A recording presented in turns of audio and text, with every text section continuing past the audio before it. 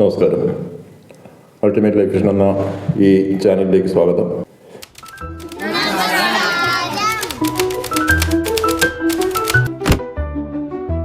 The White Fang by Jack London. Winter അതിൻ്റെ maximum ലെവലിലെത്തിയ സമയത്ത് grey ബീവറും സംഘവും ആ ക്യാമ്പ് വിടാൻ തീരുമാനിച്ചു. ഇപ്പോൾ വിന്റർ ആയതുകൊണ്ട് പുഴയിൽ കൂടെ അല്ല യാത്ര. നമ്മൾ തുടക്കത്തിൽ കണ്ട പോലെ ഡോഗ് സ്ലെഡ്ജ്, 6 നായ്ക്കൾ വലിക്കുന്ന വലിയൊരു ഡോഗ് സ്ലെഡ്ജുമായിട്ട് ഗ്രേ ബീവർ മുന്നേയും 6 ചെറിയ, അതായത് നമ്മുടെ വൈറ്റ് ഫാങ്ങിൻ്റെയൊക്കെ ലെവലിലുള്ള നായ്ക്കുട്ടികളുടെ ഒരു സ്ലെഡ്ജുമായിട്ട് ഗ്രേ ബീവറുടെ മകൻ മിറ്റ്സ പുറകെയുമായി യാത്ര ആരംഭിച്ചു. യാത്രയ്ക്ക് മുന്നോടിയായിട്ട് വൈറ്റ് ഫാങ്ങിൻ്റെ വലിയ ശത്രുവും ആ ക്യാമ്പിലെ തന്നെ മറ്റൊരു ആളുടെ ഉടമസ്ഥതയിലുള്ളതായിരുന്ന ലിപ്പിനെ ഗ്രേ ബീവർ വിലക്കി വാങ്ങിച്ചു. അത് മിറ്റ്സയ്ക്ക് വളരെയധികം സന്തോഷമുണ്ടാക്കിയൊരു കാര്യമായിരുന്നു. കാരണം മിറ്റ്സ തുടക്കം തൊട്ടേ അവൻ ഓങ്ങി വെച്ചിരിക്കുകയാണ്. കാരണം ലിപ്പ് എപ്പോഴും വൈറ്റ് ഫാങ്ങിനെ ഉപദ്രവിക്കും. അത് മിറ്റ്സയ്ക്ക് ഇഷ്ടപ്പെടില്ല. പക്ഷെ അത് മറ്റൊരാളുടെ ഡോഗ് ആയതുകൊണ്ട് പലപ്പോഴും മിറ്റ്സയ്ക്കൊന്നും ചെയ്യാൻ പറ്റാത്ത അവസ്ഥയായിരുന്നു. ഇപ്പം നമ്മുടെ കസ്റ്റഡിയിൽ വന്നിരിക്കുകയാണല്ലോ. മിറ്റ്സ സ്ലെഡ്ജിൽ നായ്ക്കളെ അറേഞ്ച് ചെയ്തു. അതിൽ ലീഡിങ് പൊസിഷനിൽ ലിപ്പിനെ നിർത്തി. ലീഡിങ് എന്ന് പറയുമ്പം ഏറ്റവും മുന്നേ പോകുന്നു. വലിയ ഒരു സ്ഥാനമാണെന്നാണ് വൈപ്പ്. പക്ഷേ ഏറ്റവും മോശമായ ഒരു സ്ഥാനമാണതെന്നുള്ളതാണ് സത്യം. കാരണം അതുവരെ ലിപ്പാണ് വൈറ്റ് ഫാങ് ഒഴികെയുള്ള മറ്റ് നായ്ക്കുട്ടികളുടെയൊക്കെ നേതാവ്. ഇപ്പം അതല്ല അവസ്ഥ. മറ്റ് നായ്ക്കൾ നോക്കുമ്പോൾ അവരുടെ മുന്നിൽ ഓടിപ്പോകുന്ന മറ്റൊരു നായ, കാരണം വാലും പിൻകാലുകളും മാത്രമേ കാണുള്ളൂ. ഏതൊരു ഓടിപ്പോകുന്ന ജീവിയും പുറകെ പോയി ആക്രമിക്കാനാണല്ലോ നായ്ക്കൾക്ക് താല്പര്യം. അതുകൊണ്ട് തന്നെ അവരുടെ ഒരു ആക്രമണ ലക്ഷ്യമായി മാറുകയാണ് ഇപ്പോൾ ലിപ്പിന് അത് മനസ്സിലാവുന്നുണ്ട്. പുറകെ വരുന്ന നായ്ക്കളുടെയൊക്കെ മുരളിലൊക്കെ അവൻ മനസ്സിലാക്കുന്നുണ്ട്. ഇടയ്ക്ക് അവന് ദേഷ്യം വരും, ഒന്ന് തിരിയും. ആ സമയത്ത് മിറ്റ്സ ചാട്ടവാർ കൊണ്ട് നല്ല അടിയും കൊടുക്കും. അതുകൊണ്ട് ഒരു രക്ഷയില്ല, മാക്സിമം സ്പീഡിൽ ഓടുക എന്നുള്ള ഒരു വഴി മാത്രമേ പിന്നെ ലിപ്പിൻ്റെ മുന്നിലുള്ളൂ. അങ്ങനെ ആ സംഘം യാത്ര ആരംഭിച്ചു. ചെറിയ സ്ലെഡ്ജാണെങ്കിലും ഏകദേശം 100 കിലോയോളം സാധനങ്ങൾ ആ സ്ലെഡ്ജിലും എടുത്തിട്ടുണ്ട്. മിറ്റ്സ മറ്റൊരു കാര്യം കൂടി ചെയ്തു. ക്യാമ്പ് എവിടെയെങ്കിലുമൊക്കെ റെസ്റ്റ് ചെയ്യുന്ന സമയത്ത് ലിപ്പിന് മാത്രമായിട്ട് പ്രത്യേകം ഇറച്ചി കൊടുക്കും. മറ്റു നായ്ക്കളൊന്നും അടുത്ത് വരാതെ അതിനെ പ്രൊട്ടക്റ്റ് ചെയ്യും. വാസ്തവത്തിൽ ഒരു കഷ്ണമൊക്കെ കൊടുക്കുകയുള്ളൂ. പിന്നെ ഇറച്ചി കൊടുക്കുന്നത് പോലെ ഭാവിക്കും. ഏതായാലും മറ്റു നായ്ക്കളുടെ കണ്ണിൽ ലിപ്പ് അതുവരെ അവരുടെ നേതാവായിരുന്ന ലിപ്പ് അവരുടെ ഏറ്റവും വലിയ ശത്രുവായി മാറി. വൈറ്റ് ഫാങ് പിന്നെ ഇതൊന്നും അവനെ ബാധിക്കുന്ന കാര്യമല്ല. അവന് ഒരു നായയായിട്ട് കമ്പനിയില്ല. അവന് നായ്ക്കളോട് ഒരു കാര്യം മാത്രമേ ചെയ്യാൻ അറിയുള്ളൂ, ഫൈറ്റ് ചെയ്യാൻ. ഒരു നായ്ക്കളുമായിട്ട് അവൻ കളിച്ച് ശീലിച്ചിട്ടില്ല. മനുഷ്യരോട് തന്നെ സ്നേഹം എന്താണെന്ന് അവനറിയില്ല. നമ്മളൊന്നും പെറ്റ് ഡോഗിനെ വളർത്തുന്ന പോലെയല്ല ഗ്രേ ബീവർ വളർത്തുന്നത്. ഒന്ന് തൊടുക, തലോടുക, അല്ലെങ്കിൽ സ്നേഹത്തോടൊരു വാക്ക് പറയുക എന്നൊന്നും ഗ്രേ ബീവറുടെ നിഘണ്ടുവിലില്ല. ഗ്രേ ബീവർ എന്നല്ല, റെഡ് ഇന്ത്യൻസ് പൊതുവെ അങ്ങനെ തന്നെയാണ്. അവരെ കൈ ഉയർത്തുന്നത് അടിക്കാനാണ്.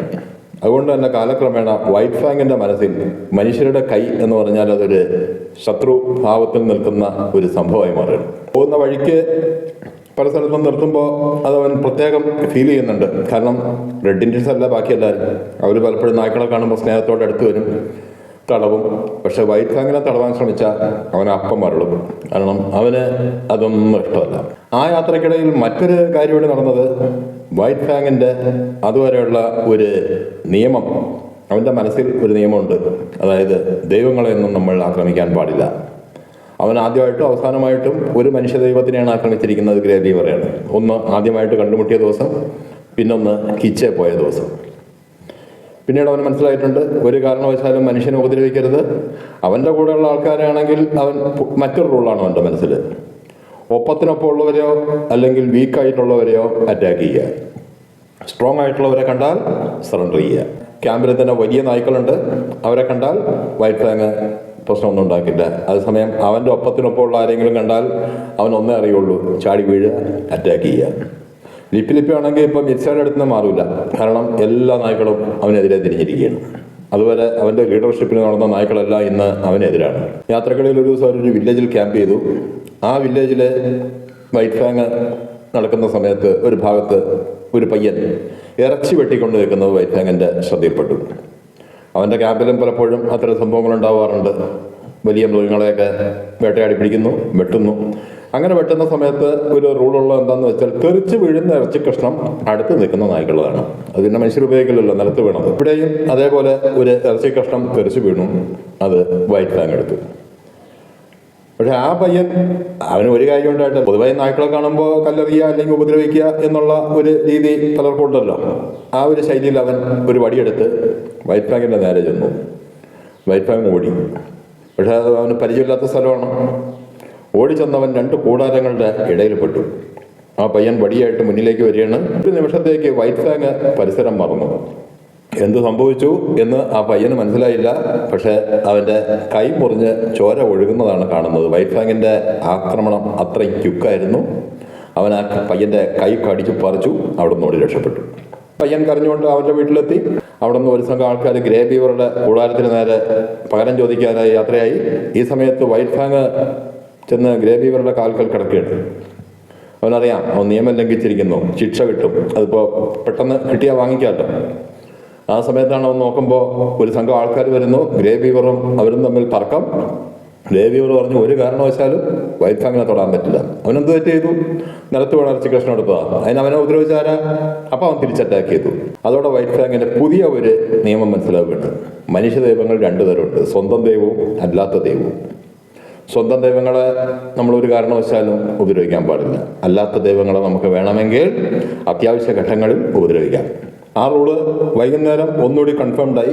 വൈകുന്നേരം വഴി കൂടെ നടന്നിരുന്ന മിച്ചായെ ആ കടി കൊണ്ട പയ്യനും അവൻ്റെ കുറച്ച് കൂട്ടാളികളും ചേർന്ന് തടഞ്ഞു നിർത്തി. കുറച്ചു നേരം അവർ തമ്മിൽ വാക്ക് തർക്കമായി.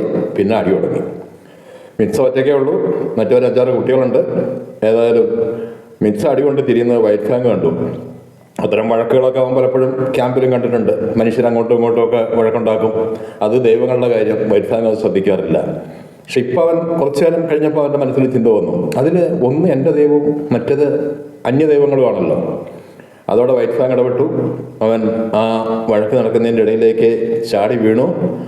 ഏതാനും നിമിഷങ്ങൾക്കകം ആ കുട്ടികളെല്ലാം ചോര ഒലിപ്പിച്ചുകൊണ്ട് അവിടുന്ന് ഓടി രക്ഷപ്പെട്ടു. മിച്ച വൈറ്റ് ഫാങ്ങിനെയും കൂട്ടി കൂടാരത്തിലെത്തി.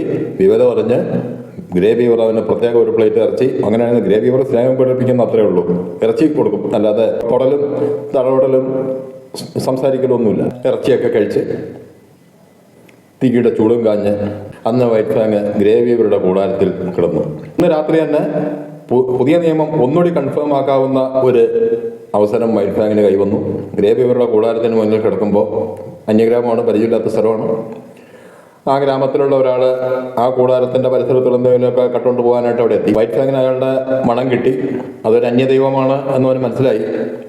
അവൻ ശ്രദ്ധിച്ചു. അയാൾ വന്ന് ആ കൂടാരത്തിൻ്റെ പരിസരത്തുള്ള ചില ഈ മൃഗങ്ങളുടെ തോല്, അതൊക്കെ അവരുടെ വലിയ പ്രോപ്പർട്ടീസാണ്, അതൊക്കെ എടുക്കുകയാണ്. പെട്ടെന്ന് വൈറ്റ് ഫാങ് ചാടി വീണു. ഈ വൈറ്റ് ഫാങ്ങിൻ്റെ ഏറ്റവും വലിയൊരു കുഴപ്പം എന്താണെന്ന് വെച്ചാൽ, അല്ലെങ്കിൽ ഒരു അഡ്വാൻറ്റേജ് എന്താണെന്ന് വെച്ചാൽ, അവന് കുരയ്ക്കാനറിയില്ല. അവൻ അന്നേ വരെ ജീവിതത്തിൽ കുരച്ചിട്ടില്ല. അതുകൊണ്ട് സാധാരണ നായ്ക്കളെ പോലെ കുരച്ച് ബഹളം വെച്ച് ചാടി വീണ് കടിക്കുന്ന പരിപാടിയല്ല വൈറ്റ് ഫാങ്ങിന്.